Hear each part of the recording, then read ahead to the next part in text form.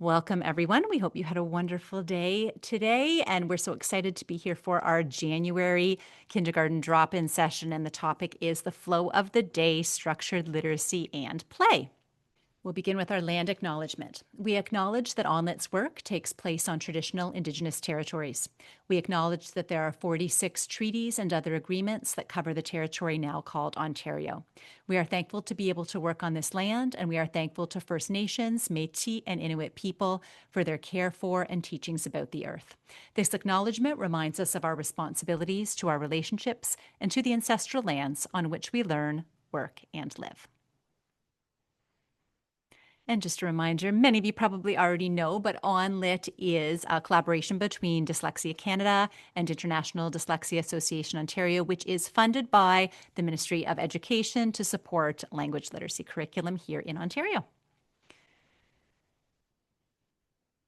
And we always have to mention this as well, that funding is provided by the ministry, but note that the views expressed are the views of ONlit and do not necessarily reflect those of the Ministry of Education. And a quick look at our agenda. So as we always do, we have a presentation topic. We have the wonderful Nikki Alderman here who's going to walk us through lots of great ideas about the flow of the day, very timely when we're starting to think ahead now to implementing our new curriculum.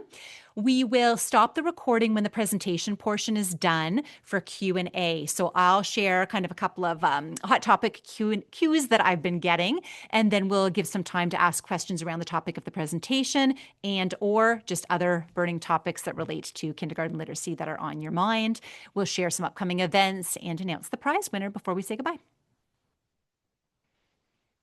And now I will turn things over to Nikki Alderman. She will just introduce herself quickly and get right at our amazing content. Amazing. It's interesting as you sit here and you kind of watch the numbers in this Zoom call climb. I will be honest, my heart's beating just a little bit quickly, all in a good way. After a really long January day, I think it's pretty incredible that this many early years educators show up at the end of a busy day for professional learning. So it makes my heart really happy to see this many people here.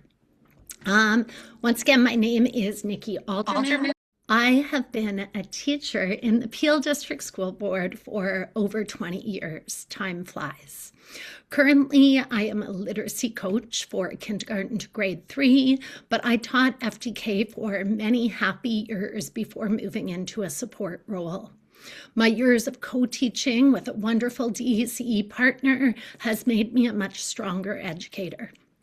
I always say that my heart and passion will always lie in kindergarten. So let's get started. This quote comes from the guide, Effective Early Reading Instruction. In kindergarten, literacy learning happens throughout the day, not just in one isolated block of time. We support literacy skills in various contexts over the day. The new kindergarten curriculum emphasizes the importance of responsive relationships, and it recognizes 3 instructional approaches listed on this slide: evidence-based, systematic, and explicit instruction, play-based learning, and inquiry. All 3 approaches are valuable and shouldn't compete with one another.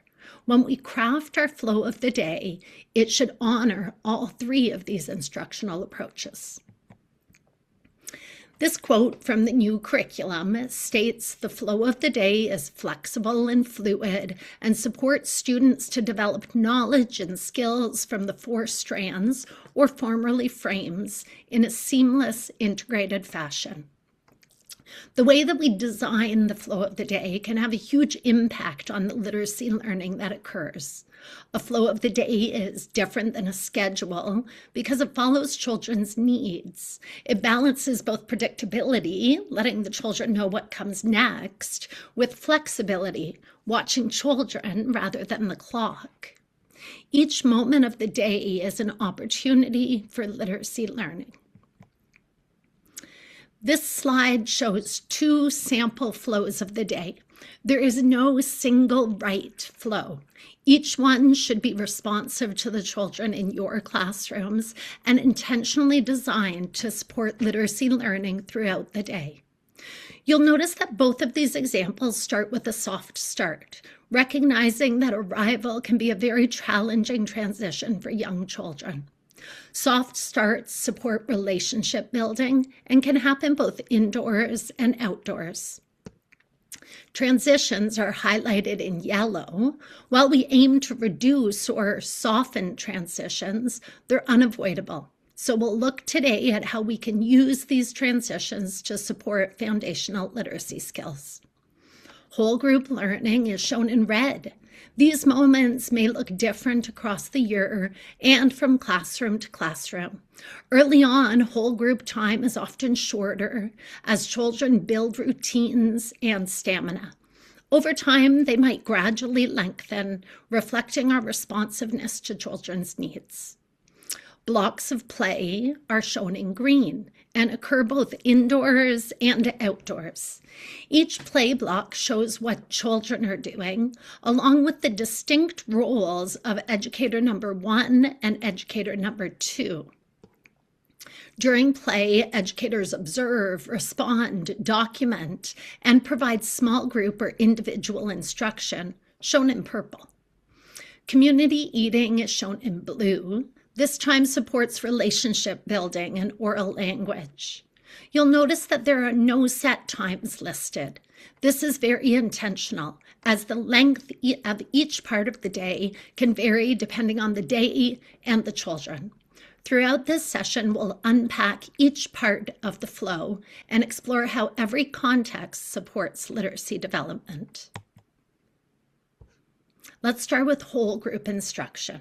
Whole group instruction is a key component of structured literacy in kindergarten. During this time, educators provide daily, evidence-based, explicit, and systematic instruction in foundational skills. Instructions include clear modeling and is highly interactive.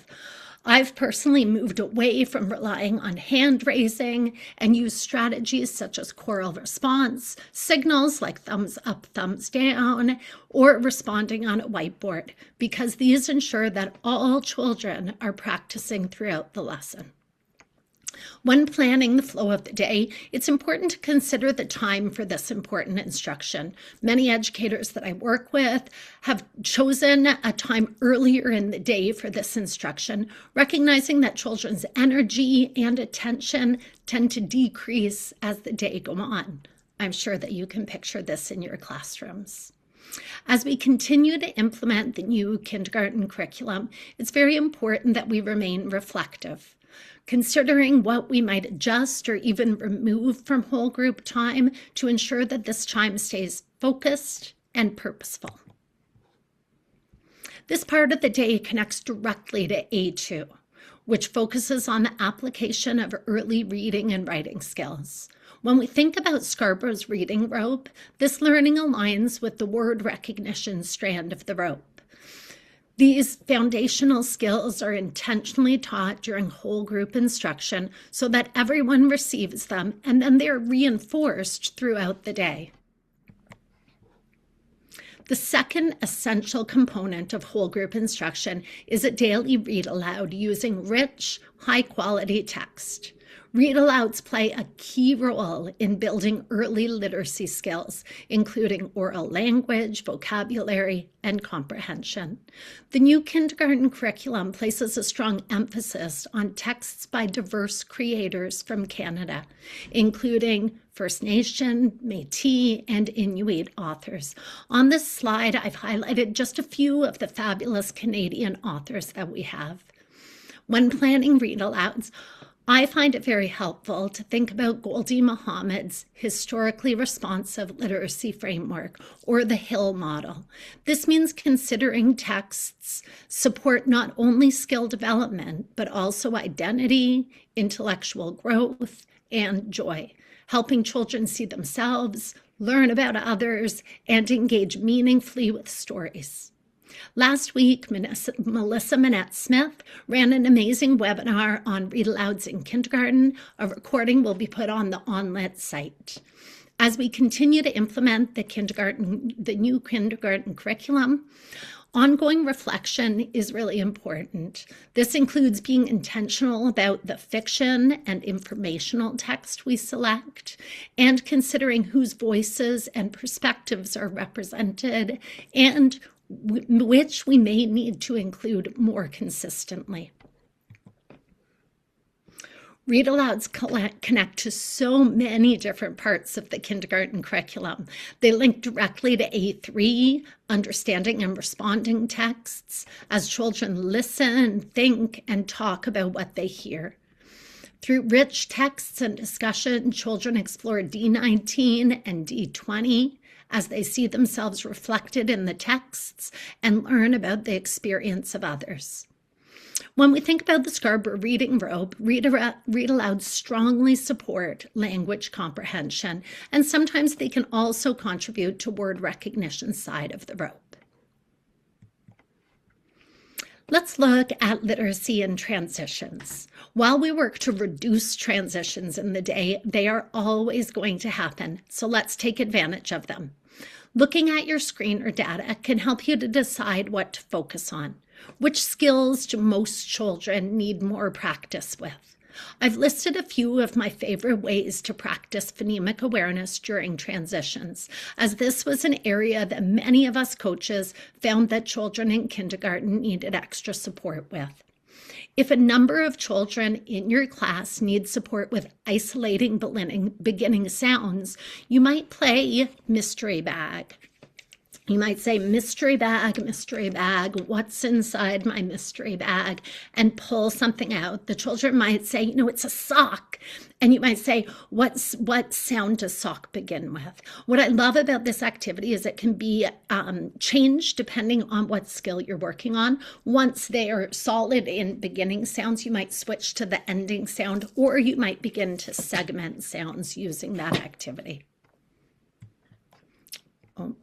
Sorry. When transition activities are connected to assessment data, they become meaningful and effective. Next, let's look at literacy through play. Play remains a vital part of the kindergarten day and is intentionally woven throughout the indoor and outdoor environments. Through play, children explore, experiment, and make sense of the world around them. Play provides authentic, meaningful opportunities for children to apply and deepen their literacy learning. The kindergarten curriculum identifies 3 types of play that exist along a continuum, which shifts depending on the learning goal.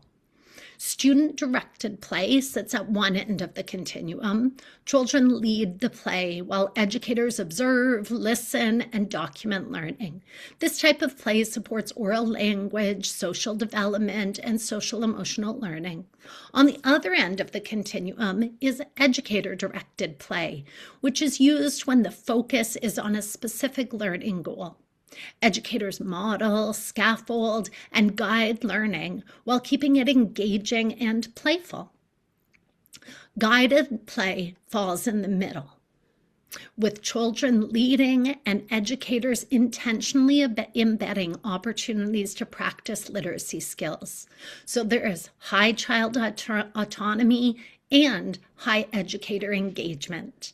The key ingredient here, I believe, is the active engagement of educators, both in the thoughtful setup of the learning invitations throughout the classroom and in their active involvement in weaving literacy into children's play without taking over the play.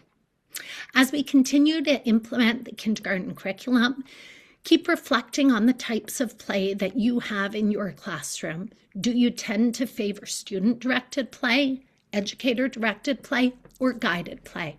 All 3 types of play support literacy learning. Let's look a little more deeply at play. Play creates a fabulous context to support oral language.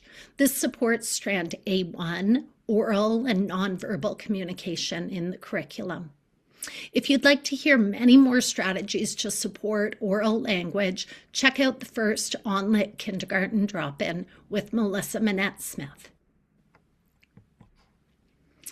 Play also creates meaningful opportunities for children to practice, strengthen, and extend foundational skills that were explicitly taught in whole group.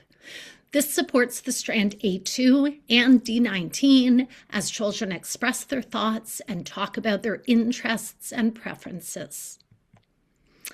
This documentation shows what it can look like to bring literacy learning into guided play. When we enter play, it's important that we don't take over, but we start by observing and listening.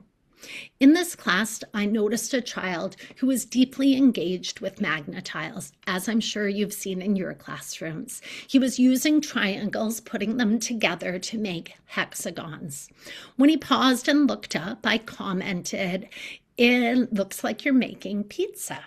His smile and his offer to share a piece of the pizza told me that the play was still his. I asked about his favorite toppings, and when he said peppers, I gently connected it to the phonemic awareness skill of isolating sounds by noticing that peppers and pizza both started with a p. As we played, I documented our conversation. He became curious about my writing, of course, because it was about him. And he noticed the letter P and helped to circle them. Then he laughed and asked if we could put a pig on the pizza, helping me to stretch and spell the word. When we understand the progression of foundational skills, we can intentionally support literacy within play that feels natural, meaningful, and joyful. So how can we elevate literacy learning in play? As educators, we need to be ready to respond to opportunities as they arrive in any area of the classroom, both indoors and outdoors. To help with this, I usually carry a little portable literacy toolkit. My children would be horrified if I admitted that I still call it a fanny pack. But this allows me to respond in the moment and build on children's play experiences. Inside the toolkit are a few key items. A whisper phone, which helps children to hear and isolate phonemes in words.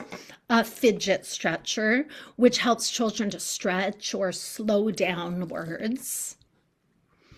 And then several different Alconin boxes. I find many children love these enlarged fidget poppers, which help them to listen to the sounds in words. But the ones that I use most are these magnetiles, because I can help children to segment the sounds in words and then immediately attach the letters over top with a whiteboard marker writing on the magnetiles. I also carry a mirror to help children look at their mouths or articulatory gesture, and I always carry a pack of sticky notes because there is no better way to encourage writing than to give young children a sticky note. Carrying a literacy toolkit like this helps to ensure that I'm always ready to support literacy learning wherever it might occur during play. Play invitations that grow out of shared read-alouds are especially effective in promoting text-related play. These experiences invite children to revisit stories, characters, and ideas in meaningful ways. This supports strand A3 as children revisit and make meaning from text in play. It also can support strand D19, particularly when the texts that are chosen reflect children's identities. This slide shows an example of text-related play that emerged from a children's ideas and lived experiences. This small world play invitation began with a child's drawing in which she shared the story about her extended family in India. In response, the wonderful educator team designed an invitation to play that invited children to tell family stories. The invitation was further enriched through whole group read-alouds connecting to the concept of extended family. One of the texts that was shared is "Home is in Between," which tells the story of a young child navigating life between two cultures after moving from India to North America. As children engaged with the small world materials, they revisited and retold parts of the story, blending elements of the text with their own experiences. As we saw in the last example, we can elevate literacy learning by connecting whole group experiences to play, creating connected learning opportunities that help children deepen their understanding. Shared read alouds can inspire play invitations, providing multiple entry points and encouraging children to engage with texts. Explicitly taught phonemes can also be reinforced in play by inviting children to find the taught phoneme in the indoor or outdoor environment. Just like this class in the picture, found items to represent the phoneme. Play provides authentic opportunities for mark making. Children may write grocery lists, share or add labels or signs to block structures, or create signs for small world play. These experiences directly support A4, expressing ideas and creating texts. Researcher Sonia Cabell reminds us that writing now helps writing later, and writing now helps reading later. When we support children's estimated spelling during play, we strengthen phonemic awareness and letter-sound correspondence. On the left is an example of interactive writing. After creating a pizza restaurant in the Dramatic Center, a small group wrote a letter inviting their grade 4 learning buddies to play. Interactive writing allows educators to support composition, spelling, and handwriting. In the example on the right-hand side, children created a cafe in the block studio. When they took me on a tour of the cafe, I asked them, is there a menu or labels to tell me what all of these delicious treats are? After that, writing naturally emerged. As educators, we can increase writing during play by being responsive, providing materials, and celebrating all forms of writing. Every mark matters. Outdoor learning gives children a really authentic way to use and practice literacy skills. Having daily outdoor play as part of the flow of the day is an important piece. It's not just a break, it's meaningful learning time. Outdoor play is a time for inquiry, collaboration, and lots of rich talk. Some of the best inquiries that we've had come from listening to children's questions and wonders during outdoor play. Reading books with children outside can be especially engaging as well, as stories connect naturally to what children are seeing and experiencing around them. We can support literacy outdoors by bringing materials outside with us. On this slide, you'll see a wonder wagon filled with literacy tools that we might take on a nature walk or even just outside the classroom door to support children's thinking, talking, and documenting. Small group and individual instruction are another important part of structured literacy, giving children extra practice through short, targeted instruction. I think of this time as teacher-directed play. I have a very specific academic learning goal in mind, and I use a playful approach to provide explicit instruction by modeling and scaffolding. Assessment data can help us to decide what each small group or individual time should focus on.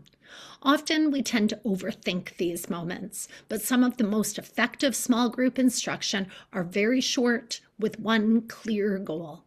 The purpose is to increase opportunities for practice and to provide quick, personalized feedback. This slide shows how we can think about small group and individual learning within a block of play.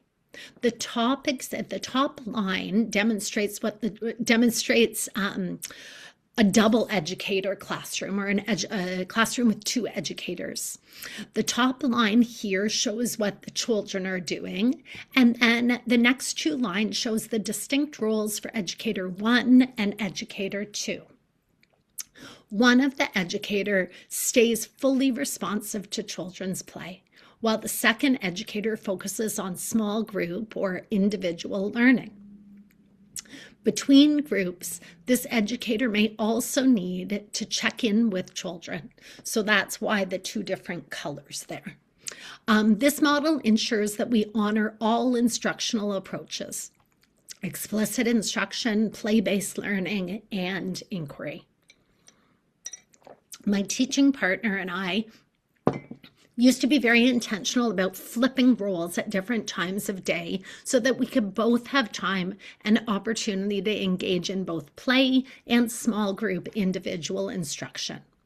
In a single educator classroom, this requires a bit of a different balance. The educator needs to be intentional about dividing time between small group instruction and observing, documenting play.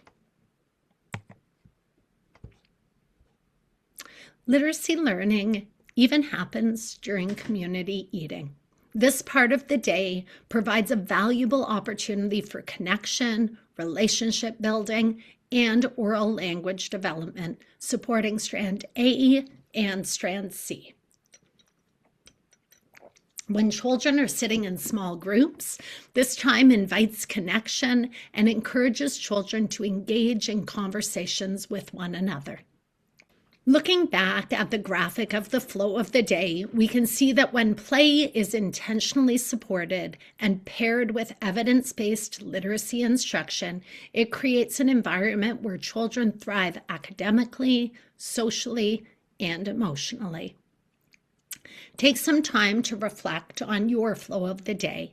Does it honor both structured literacy and play?